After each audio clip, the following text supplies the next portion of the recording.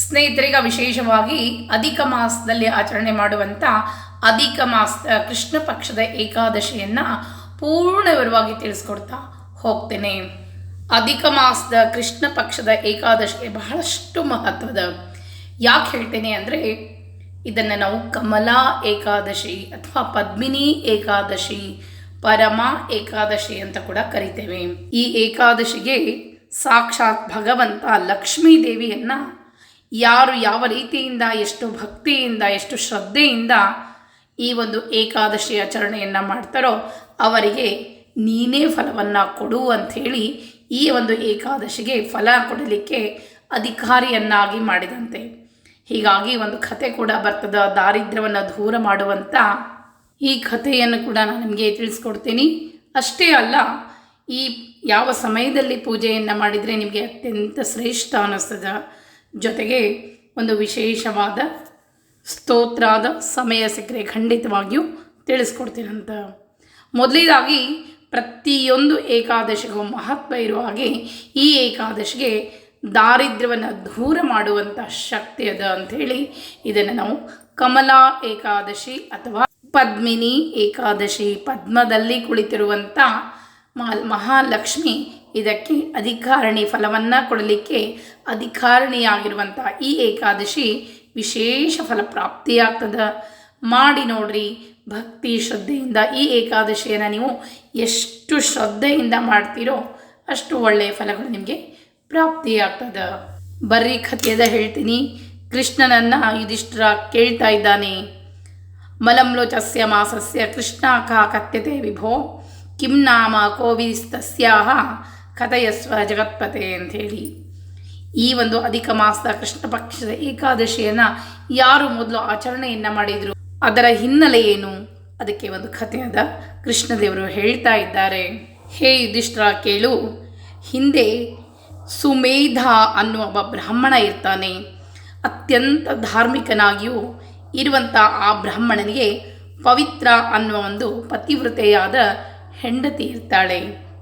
ಈ ಬ್ರಾಹ್ಮಣರು ಪೂರ್ವ ಜನ್ಮದಲ್ಲಿ ಏನೋ ಕರ್ಮವನ್ನು ಮಾಡಿದ್ದಕ್ಕಾಗಿಯೋ ಕರ್ಮವಶ ಧನ ಧಾನ್ಯಗಳಿಂದ ರಹಿತರಾಗಿರ್ತಾರೆ. ಅಂದರೆ ಅತ್ಯಂತ ಬಡತನದಲ್ಲಿ ಜೀವನವನ್ನು ಮಾಡ್ತಾ ಇರ್ತಾರೆ. ಅವರು ಎಷ್ಟೇ ಪೂಜೆ ಪುನಸ್ಕಾರ, ಹೊರಗಿನ ಮನೆಗೆ ಹೋಗಿ ಪೂಜೆ ಪುನಸ್ಕಾರಗಳು ಅವ್ರಿಗೆ ಸಿಗ್ತಿರೋದಿಲ್ಲ. ಎಷ್ಟು ಭಿಕ್ಷೆಯನ್ನು ಕೇಳಿದರೂ ಸಹಿತ ಎಲ್ಲಿಯೂ ಅವರಿಗೆ ಭಿಕ್ಷೆಯೂ ಸಿಗ್ತಿರೋದಿಲ್ಲ. ಎಷ್ಟೋ ದಿನ ತಿನ್ನಲಿಕ್ಕೆ ಉಣ್ಲಿಕ್ಕೆ ಏನೂ ಇರೋದಿಲ್ಲ. ಅಂಥದ್ರಲ್ಲಿ ಕೂಡ ಭಗವಂತನನ್ನು ಅನನ್ಯ ಭಕ್ತಿಯಿಂದ ಪೂಜೆಯಿಂದ ಮಾಡ್ಕೊಂಡು ಹೋಗ್ತಿರ್ತಾರೆ. ಹೆಂಡತಿ ಕೂಡ ಸಂತೃಪ್ತಿಯಿಂದ ಹೇಗೋ ಜೀವನವನ್ನು ಮಾಡ್ತಿರ್ತಾರೆ. ಹೀಗಿರಬೇಕಾದ್ರೆ ಆತನಿಗೆ ಹೆಂಡತಿಯನ್ನು ನೋಡಿ ಬಹಳ ಕೆಟ್ಟ ಅನ್ನಿಸ್ತದ. ಅದಕ್ಕಾಗಿ ಸುಮೇಧ ಹೇಳ್ತಾನೆ, ನಾನು ಪೂರ್ವ ಜನ್ಮದಲ್ಲಿ ಏನು ಕರ್ಮವನ್ನು ಮಾಡಿನೋ ಗೊತ್ತಿಲ್ಲ. ಈ ಜನ್ಮದಲ್ಲಿ ಧನ ಧಾನ್ಯ ಸುಖ ನನಗೆ ಯಾವುದೂ ಇಲ್ಲ, ಒಳ್ಳೆಯ ಬಟ್ಟೆಗಳನ್ನು ಧರಿಸ್ಕೊಳ್ಳಿಕ್ಕಿಲ್ಲ. ಆದ್ದರಿಂದ ನಾನು ಧನ ಸಂಪಾದನೆಯನ್ನು ಅಂದರೆ ಅವನು ಯಾವ ಸ್ಥಳದಲ್ಲಿ ಇರ್ತಾನೋ ಅಲ್ಲಿ ಅವನಿಗೆ ಬಿಡಿ ಕಾಸು ಕೂಡ ಯಾರೂ ಕೊಡ್ತಿರುವುದಿಲ್ಲ. ಹೆಂಡತಿಗೆ ಹೇಳ್ತಾನೆ, ನಾನು ಇಲ್ಲೇ ಇದ್ದು ಏನು ಧನ ಸಂಪಾದನೆಯನ್ನು ಮಾಡಲಿಕ್ಕೆ ಸಾಧ್ಯವೇ ಇಲ್ಲ. ಅದಕ್ಕಾಗಿ ನಾನು ಪರದೇಶಕ್ಕಾದರೂ ಹೋಗ್ತೀನಿ. ಪರದೇಶ ಅಂದರೆ ತಾನಿದ್ದ ಸ್ಥಳವನ್ನು ಬಿಟ್ಟು ಬೇರೆ ಕಡೆ ಹೋಗೋದು. ಪರದೇಶಕ್ಕಾಗಿ ಹೋದರೂ ಹೋಗಿ ಅಲ್ಲಿ ಧನವನ್ನು ಸಂಪಾದನೆ ಮಾಡ್ಕೊಂಡು ಬರ್ತೀನಿ. ಮುಂದೆ ನಮ್ಮ ಮಕ್ಕಳು ಹುಡ್ತಾರೆ, ಬದುಕು ಶುರುವಾಗ್ತದೆ. ಅಂಥದ್ರಲ್ಲಿ ಧನವಿಲ್ಲ ಅಂದರೆ ಬಹಳ ಕಷ್ಟ ಅನುಭವಿಸ್ಬೇಕಾಗ್ತದೆ. ಅದಕ್ಕಾಗಿ ಧನ ಸಂಪಾದನೆಗೆ ಯಾವುದಾದ್ರೂ ಹಾದಿಯನ್ನು ಹುಡುಕ್ತೇನೆ ಅಂಥೇಳಿ ಹೆಂಡತಿಗೆ ಹೇಳ್ತಾನೆ. ಆಗ ಹೆಂಡತಿ ಹೇಳ್ತಾಳೆ, ನಾವು ಪೂರ್ವಜನ್ಮದಲ್ಲಿ ಬಹುಶಃ ಯಾರಿಗೂ ಧನವನ್ನು ದಾನ ಮಾಡಲಿಲ್ಲ, ಯಾವುದೇ ವಸ್ತುವನ್ನು ದಾನ ಮಾಡಲಿಲ್ಲ. ಅದಕ್ಕಾಗಿ ಈ ಜನ್ಮದಲ್ಲಿ ನಿಮಗೆ ಅವು ಸುಖವನ್ನು ತಂದು ಕೊಡುವುದಿಲ್ಲ. ನಾವು ಪೂರ್ವಜನ್ಮದಲ್ಲಿ ನಾನಾಗಲಿ ತಾವಾಗಲಿ ಸತ್ಪಾತ್ರ ಬ್ರಾಹ್ಮಣರಿಗೆ ಸ್ವಲ್ಪನಾದರೂ ಯಥಾಶಕ್ತಿ ಕೂಡ ನಾವು ಧನವನ್ನು ದಾನ ಮಾಡಿಲ್ಲ. ಅದಕ್ಕಾಗಿ ಈ ಜನ್ಮದಲ್ಲಿ ಇಷ್ಟೊಂದು ಕಷ್ಟವನ್ನು ಅನುಭವಿಸ್ತಾ ಇದ್ದೇವೆ. ಅನ್ನ ದಾನ ಮಾಡಿಲ್ಲ, ಉಣ್ಲಿಕ್ಕೆ ಅನ್ನ ಸಿಕ್ಕಿಲ್ಲ. ಪೂರ್ವಜನ್ಮದಲ್ಲಿ ಧನ, ವಿದ್ಯೆ, ಭೂಮಿ ಇಂಥವುಗಳನ್ನು ನಾವು ದಾನವನ್ನಾಗಿ ಮಾಡಿ ಬಂದಿದ್ದರೆ ಈ ಜನ್ಮದಲ್ಲಿ ನಾವು ಎಲ್ಲೇ ಇದ್ದರೂ ಕೂಡ ಹಣೆ ಬರದಲ್ಲಿ ಬರೆದಿದ್ದರೆ ಎಲ್ಲಿದ್ದರೂ ಕೂಡ ಅವು ನಮಗೆ ದೊರೀತದೆ.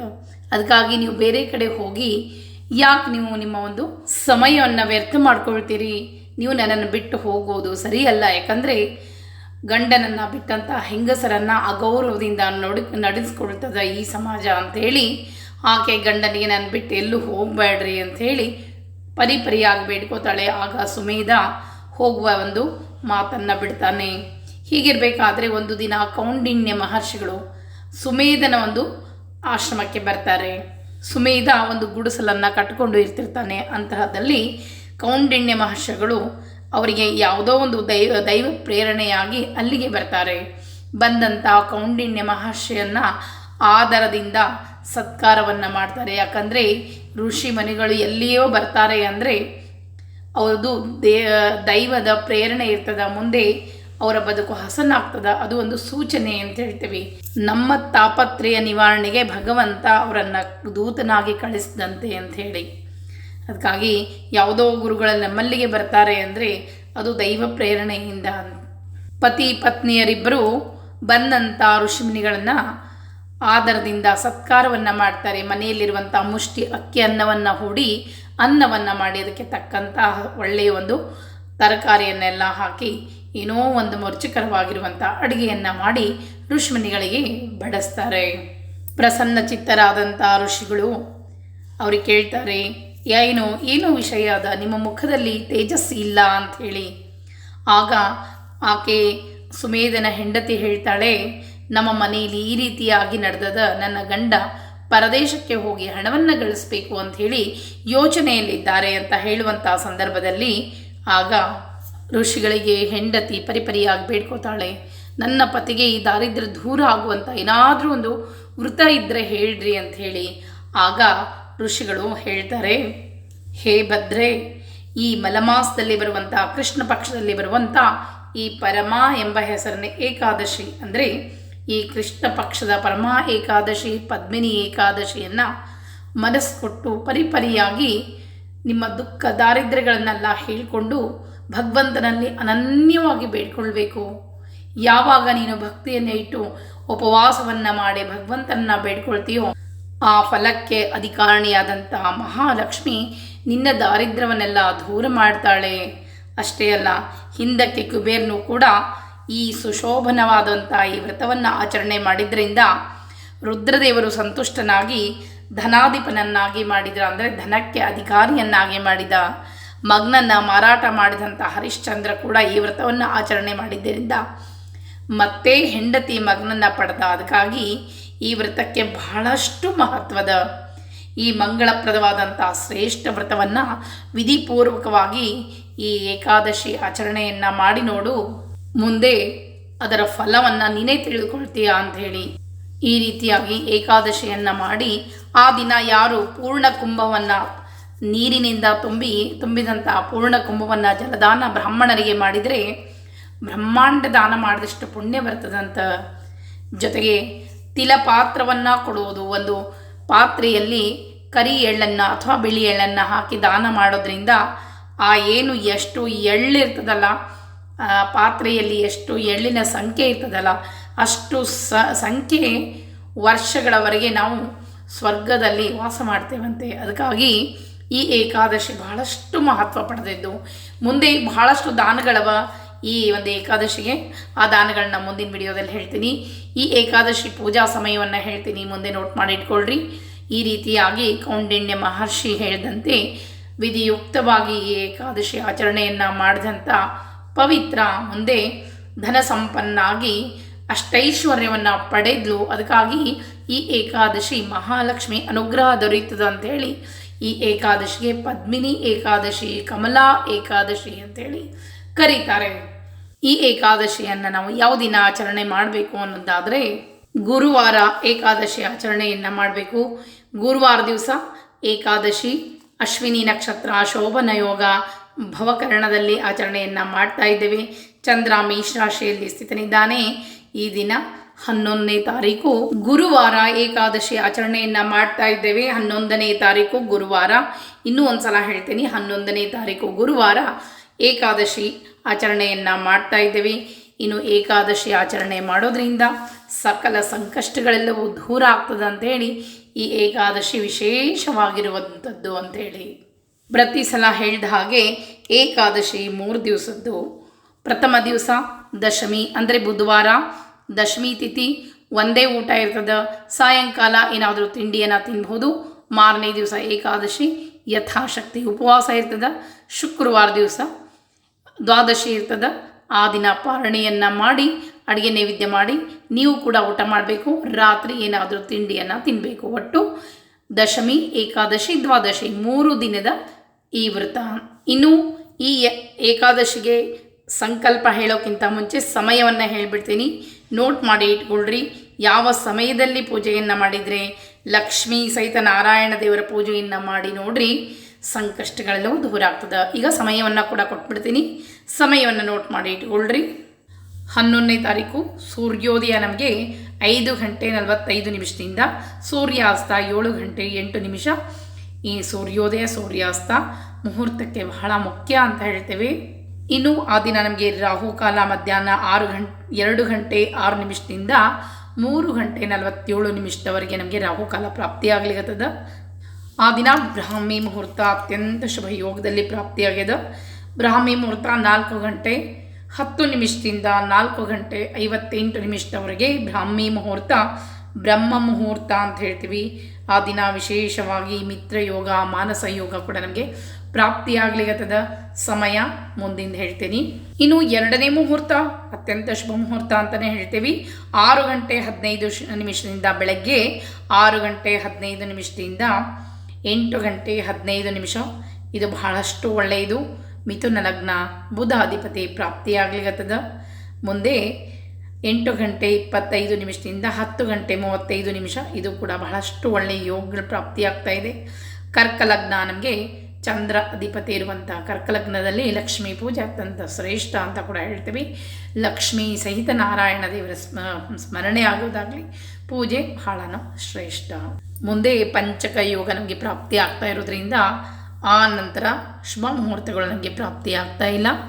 10 ಗಂಟೆ 40 ನಿಮಿಷದ ಒಳಗೇ ಪೂಜೆಯನ್ನು ಆ ದಿನ ಮಾಡಿರಿ. ಇನ್ನು ಏಕಾದಶಿ ಹಿಂದಿನ ದಿವಸ ದಶಮಿ ಅಂತ ಹೇಳ್ತೀವಿ. ದಶಮಿ ದಿವಸ ಏಕಭುಕ್ತ ಇರ್ತದೆ. ಆ ದಿನ ರಾತ್ರಿ ಸಾಯಂಕಾಲ ಸಮಯದಲ್ಲಿ ತುಳಸಿ ಮುಂದೆ ದೀಪವನ್ನು ಹಚ್ಚಿ ಬೇಡ್ಕೊಳ್ಬೇಕು ಭಗವಂತನಿಗೆ. ದಶಮಿ ದಿವಸೇ ಪ್ರಾಪ್ತಿ ವ್ರತಸ್ಥೋಹಂ ಜನಾರ್ದನ ತ್ರಿದಿನಂ ದೇವದೇವೇಶ ನಿರ್ವಿಘ್ನಂ ಕುರು ಕೇಶವ ಅಂಥೇಳಿ ಆ ದಿನ ಭಗವಂತನಲ್ಲಿ 3 ದಿನದ ಈ ಏಕಾದಶಿ ವ್ರತಕ್ಕೆ ನಾನು ಅಣಿಯಾಗ್ತಾ ಇದ್ದೇನೆ. ರಾತ್ರಿ ಊಟವಿಲ್ಲದೆ ಕೇವಲ ಹೊಟ್ಟೆ ತುಂಬುವಷ್ಟು ಮಾತ್ರ, ಒಂದು ಸ್ವಲ್ಪ ಮಾತ್ರ ಏನಾದರೂ ತಿಂಡಿಯನ್ನು ತಿನ್ನಬೇಕು. ಅವತ್ತು ದಶಮಿ ದಿವಸ ರಾತ್ರಿ ಊಟವನ್ನು ಮಾಡಬಾರ್ದು.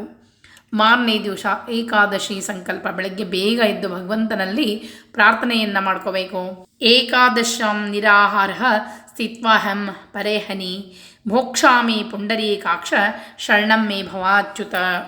ಏಕಾದಶಿ ದಿವಸ ಯಾವ ರೀತಿ ಏಕಾದಶಿ ಉಪವಾಸ ಮಾಡ್ತೀರಿ ನೀವು, ಅದನ್ನು ಭಗವಂತನಲ್ಲೇ ಹೇಳ್ಕೊಳ್ಬೇಕು.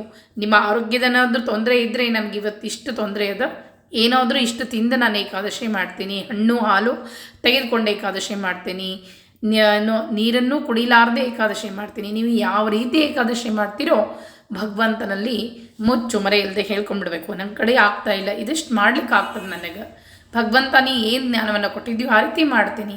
ಭಗವಂತನಲ್ಲಿ ಬೇಡ್ಕೊಂಡು ಯಥಾಶಕ್ತಿ ಉಪವಾಸವನ್ನು ಮಾಡಿ, ಪೂರ್ಣ ಉಪವಾಸ ಮಾಡಿದರೆ ಬಹಳಷ್ಟು ಒಳ್ಳೆಯದೆ. ಆಗದೇ ಇದ್ದರೆ ಯಥಾಶಕ್ತಿ ಉಪವಾಸ ಬೇಡ್ಕೋಬೇಕು. ನಂತರ ದ್ವಾದಶಿ ದಿವಸ ಪ್ರಾರ್ಥನೆಯನ್ನು ಮಾಡ್ಕೋಬೇಕು. 3 ದಿವಸ ಉಪವಾಸ ವ್ರತವನ್ನು ಅಂದರೆ ಒಂದು ದಿವಸ ಒಂದೇ ಊಟ, 2 ದಿವಸ ಪೂರ್ಣ ಉಪವಾಸ, 3ನೇ ದಿವಸ ಕೂಡ ಒಂದೇ ಊಟ. ಈ ರೀತಿಯಾಗಿ 3 ದಿವಸ ಈ ವ್ರತವನ್ನು ನಾನು ಮಾಡೇನಿ, ಅದನ್ನು ನೀನು ಸ್ವೀಕರಿಸು. ಏಕಾದಶಿ ಪೂರ್ಣ ಫಲವನ್ನು ನನಗೆ ಕೊಡುವಂಥ ಭಗವಂತನಲ್ಲಿ ದ್ವಾದಶಿ ದಿವಸ ಪಾರಣೆ ಎಲ್ಲ ಅಡುಗೆ ನೈವೇದ್ಯವನ್ನು ಮಾಡಿ ಭಗವಂತನಲ್ಲಿ ಬೇಡ್ಕೊಳ್ಬೇಕು. ಏನಾದರೂ ನನ್ನಿಂದ ತಪ್ಪಾಗಿದ್ದರೆ ಕ್ಷಮೆಯನ್ನು ಮಾಡು ಅಂಥೇಳಿ. ಏಕಾದಶಿ ದಿವಸ ಬೇಗ ಏಳಬೇಕು, ಎದ್ದು ಸ್ನಾನವನ್ನು ಮಾಡಿಕೊಂಡು, ಹೆಗಲು ಸ್ನಾನ ಮಾಡಿದರೆ ಸಾಕು, ಸ್ನಾನವನ್ನು ಮಾಡಿಕೊಂಡು ದೇವರ ಮುಂದೆ ನಿಮ್ಮ ಒಂದು ನಿತ್ಯ ಕರ್ಮಗಳನ್ನೆಲ್ಲ ಮುಗಿಸ್ಕೊಂಡು ಸ್ನಾನವನ್ನು ಮಾಡಿ ಮಡಿ ಬಟ್ಟೆಯನ್ನು ಉಟ್ಕೊಂಡು ಮೊದಲು ದೇವರ ಮುಂದೆ ರಂಗವಲ್ಲಿಯನ್ನು ಹಾಕ್ಕೊಂಡ್ಬಿಡಬೇಕು. ಯಾವ ರಂಗವಲ್ಲಿಯನ್ನು ಹಾಕಬೇಕು ಅಂದರೆ 14 ಶಂಖ, 14 ಚಕ್ರ, ಮಧ್ಯದಲ್ಲಿ ಒಂದು ಪದ್ಮವನ್ನು ಹಾಕಬೇಕು. ಆಕಳ ಕರು ಹಾಕಬೇಕು. ಈ ರೀತಿಯಾಗಿ ಭಗವಂತನಲ್ಲಿ ಮಾಡಿಕೊಂಡು ನೀವು ಅಧಿಕ ಮಾಸದ ರಂಗೋಲಿಯನ್ನು ಕೂಡ ಹಾಕೊಳ್ಳದಿದ್ದರೆ ಹಾಕ್ಕೊಳ್ಬೇಕು. ಎಲ್ಲವನ್ನು ಭಗವಂತನ ಮುಂದೆ ರಂಗವಲ್ಲಿಯನ್ನು ಹಾಕಿ ರೆಡಿ ಮಾಡಿ ಇಟ್ಕೊಂಡು ಪೂಜೆಗೆ ಎಲ್ಲ ಸಾಮಗ್ರಿಗಳನ್ನ ಜೋಡಿಸಿಟ್ಕೊಂಡು ಸಂಕಲ್ಪ ಮಾಡಿಕೊಳ್ಬೇಕು. ಸಂಕಲ್ಪ ಮಂತ್ರನ ಹೇಳ್ತೀನಿ. ಮಮ ಆತ್ಮನಃ ಶ್ರುತಿ ಸ್ಮೃತಿ ಪ್ರಾಣೋಕ್ತ ಫಲಪ್ರಾಪ್ತ್ಯರ್ಥಂ ಅಸ್ಮಾಕಂ ಸಹ ಕುಟುಂಬಾನಾಂ ಸಹ ಪರಿವಾರಣಂ ಕ್ಷೇಮ ಸ್ಥೈರ್ಯ ವಿಜಯ ಅಭಯ ಆಯು ಆರೋಗ್ಯ ಐಶ್ವರ್ಯ ಅಭಿವೃದ್ಧ್ಯರ್ಥಂ ಸಮಸ್ತಾಭ್ಯುದರ್ಥಂಚ ಶ್ರೀ ಲಕ್ಷ್ಮೀ ಸಹಿತ ನಾರಾಯಣ ದೇವತಾ ಪ್ರೀತ್ಯರ್ಥಂ ಯಥಾಶಕ್ತಿ ಯಥಾಮಿಲಿತೋಪಚಾರ ದ್ರವ್ಯೈಹಿ, ಅಂದರೆ ಎಷ್ಟು ಸಾಮಗ್ರಿಗಳು ನಮಗೆ ಲಬ್ಧ ಆಗ್ತದೋ ಅಷ್ಟೇ ಸಾಮಗ್ರಿಯಿಂದ ನನ್ನ ಪೂಜೆಯನ್ನು ಮಾಡ್ತೀನಿ ಅಂಥೇಳಿ. ಅಷ್ಟೇ ಅಲ್ಲ, ಈ ಏಕಾದಶಿ ಅಂದರೆ 3 ವರ್ಷಕ್ಕೊಮ್ಮೆ ಬರುವಂಥ ಅಧಿಕ ಮಾಸದ ಕೃಷ್ಣ ಪಕ್ಷದ ಏಕಾದಶಿ, ಪದ್ಮಿನಿ ಏಕಾದಶಿ ದಿವಸ ಮಹಾಲಕ್ಷ್ಮೀ ಸಹಿತ ನಾರಾಯಣ ದೇವತಾ ಪ್ರೀತ್ಯರ್ಥಂ ಯಥಾಶಕ್ತಿ ಯಥಾಜ್ಞಾನೇನ ಶ್ರೀಲಕ್ಷ್ಮೀ ನಾರಾಯಣ ದೇವತಾ ಪೂಜನಂಚ ಕರಿಷ್ಯೆ ಅಂಥೇಳಿ ಬೇಡ್ಕೊಳ್ಬೇಕು. ಅಕ್ಷತೆಯನ್ನು ಬಿಟ್ಟು ಪ್ರಾರ್ಥನೆಯನ್ನು ಮಾಡಿಕೊಳ್ಬೇಕು. ಗಣಪತಿ ಸ್ಮರಣೆಯನ್ನು ಮೊದಲು ಮಾಡಿಕೊಂಡು ಪೂಜೆಯನ್ನು ಶುರು ಮಾಡಿಕೊಳ್ಬೇಕು. ಈಗಾಗಲೇ ನಾನು ಅಧಿಕ ಮಾಸದ ಪೂಜೆಯಲ್ಲಿ ಯಾವ ರೀತಿ ಪೂಜೆಗೆ ಮಂತ್ರಗಳನ್ನ ಹೇಳೀನಿ, ಅದೇ ರೀತಿಯಾಗಿ ಭಗವಂತನ ಆಹ್ವಾನ ಧ್ಯಾನದಿಂದ ಶುರು ಮಾಡಬೇಕು. ಆಹ್ವಾನ ಇರ್ತದ, ಆಸನ ಇರ್ತದ, ಎಲ್ಲವನ್ನು ಮುಗಿಸ್ಕೊಂಡು ಒಂದೇ ಒಂದು ವಿಷ್ಣು ಅಷ್ಟೋತ್ತರವನ್ನು ಹೇಳಿ, ಒಂದೇ ಒಂದು ತುಳಸಿ ದಳವನ್ನು ಕೈಯಲ್ಲಿ ಹಿಡಿದು ಅಷ್ಟೋತ್ತರ ಹೇಳಿ ಭಗವಂತನಿಗೆ ಅರ್ಪಿಸಬೇಕು. 108 ತುಳಸಿ ದಳ ಇರಿಸಿದರೆ ಭಾಳಷ್ಟು ಒಳ್ಳೆಯದು. ಸಿಗಲ್ಲ ಅಂತನ್ನೋದಾದರೆ ಒಂದು ತುಳಸಿ ದಳವನ್ನು ಹಿಡ್ಕೊಂಡು ಅಷ್ಟೋತ್ತರವನ್ನು ಹೇಳಿ ಆ ಒಂದು ತುಳಸಿಯನ್ನು ಇರಿಸಬೇಕು. ಇನ್ನು ಸಂಕಲ್ಪ, ಆ ದಿನ ದಾನದ ಸಂಕಲ್ಪ ಅಂತ ಹೇಳ್ತೇವೆ. ಆ ದಿನ ವಿಶೇಷವಾಗಿ ದಾನಗಳಿರ್ತದೆ ಭಗವಂತನಿಗೆ. ಯಾವ ದಾನ ಅಂದರೆ ಈ ಬರುವಂಥ ಈ ಅಧಿಕ ಮಾಸದ ಕೃಷ್ಣ ಪಕ್ಷದ ಏಕಾದಶಿ ದಿವಸ ಯಾವ ಒಂದು ದಾನವನ್ನು ಕೊಟ್ಟರೆ ಅತ್ಯಂತ ಶ್ರೇಷ್ಠ. ಈಗಾಗಲೇ ಕಥೆಯಲ್ಲಿ ಹೇಳಿದೆ, ಪೂರ್ವ ಜನ್ಮದಲ್ಲಿ ನಾವು ಏನನ್ನೂ ಕೊಡದೇ ಇದ್ದದ್ದಕ್ಕಾಗಿ ಭಗವಂತ ಈ ಜನ್ಮದಲ್ಲಿ ಏನೂ ಕೊಟ್ಟಿಲ್ಲ ಅಂಥೇಳಿ. ಆದರೆ ಆ ಪೂರ್ವ ಜನ್ಮದಲ್ಲಿ ಮಾಡಿದ ತಪ್ಪನ್ನು ಈ ಜನ್ಮದಲ್ಲಿ ಮಾಡಲಿಕ್ಕೆ ಹೋಗಬೇಡ್ರಿ. ಯಥಾಶಕ್ತಿ ನಿಮ್ಮ ಕೈಯಲ್ಲಿ ಏನಿದೆಯೋ, ₹1 ನಾಣ್ಯ ಇದ್ದರೆ ₹1 ನಾಣ್ಯವನ್ನು ದಾನ ಕೊಡ್ಬೋದು. ಈ ಕೆಲವು ಧಾನ್ಯಗಳು ಸರಳವಾಗಿರುವಂಥ ದಾನಗಳವ ನಾಳೆ ದಿವಸ ಅವುಗಳನ್ನು ಹೇಳ್ತೀನಿ ಸಂಕಲ್ಪಪೂರ್ವಕವಾಗಿ. ನಾಳೆ ಅಂದರೆ ಪದ್ಮಿನಿ ಏಕಾದಶಿ ಮಹಾಲಕ್ಷ್ಮಿ ಪ್ರೀತ್ಯರ್ಥವಾಗಿ ಕೆಲವು ದಾನಗಳನ್ನು ಮಾಡಿರಿ, ಎಲ್ಲ ದಾರಿದ್ರ್ಯವು ದೂರ ಆಗ್ತದೆ. ಮುಂದಿನ ವಿಡಿಯೋದಲ್ಲಿ ಏನು ವಸ್ತುಗಳನ್ನು ದಾನ ಮಾಡಬೇಕು, ಒಂದು ವಿಶೇಷವಾಗಿರುವಂಥ ಸ್ತೋತ್ರ ಕೂಡ ಅದ, ಆ ಸ್ತೋತ್ರವನ್ನು ಕೂಡ ಹೇಳ್ಕೊಡ್ತೀನಿ. ಮತ್ತೆ ಮುಂದಿನ ವಿಡಿಯೋದಲ್ಲಿ ಸಿಗ್ತೀನಿ. ನಮಸ್ಕಾರ. ಬಹಳಷ್ಟು ಜನರು ನನಗೆ ವಿಡಿಯೋ ಯಾಕೆ ಹಾಕಿಲ್ಲ, ನಿಮ್ಮ ವಿಡಿಯೋ ಇಲ್ಲ ಅಂದರೆ ನಮಗೆ ಮನಸ್ಸಿಗೆ ಸಮಾಧಾನ ಆಗೋದಿಲ್ಲ, ದಯವಿಟ್ಟು ವಿಡಿಯೋಗಳನ್ನು ಹಾಕ್ರಿ ಅಂತ ಹೇಳಿರಿ. ನಿಮ್ಮೆಲ್ಲರ ಪ್ರೀತಿ ವಿಶ್ವಾಸಕ್ಕೆ ನಾನು ಯಾವಾಗಲೂ ಚಿರಋಣಿ ಇರ್ತೀನಿ. ನನಗೆ ಸಮಯ ಸಿಕ್ಕಾಗಲೆಲ್ಲ ನಿಮಗೆ ವಿಡಿಯೋವನ್ನು ಹಾಕ್ತಾ ಇರ್ತೀನಿ. ನೀವು ಇದೇ ರೀತಿಯಾಗಿ ನಿಮ್ಮ ಪ್ರೀತಿ ವಿಶ್ವಾಸ ಇರಲಿ ಅಂತ ಹೇಳ್ತಾ ಮತ್ತೆ ಮುಂದಿನ ವಿಡಿಯೋದಲ್ಲಿ ಸಿಗ್ತೀನಿ. ನಮಸ್ಕಾರ.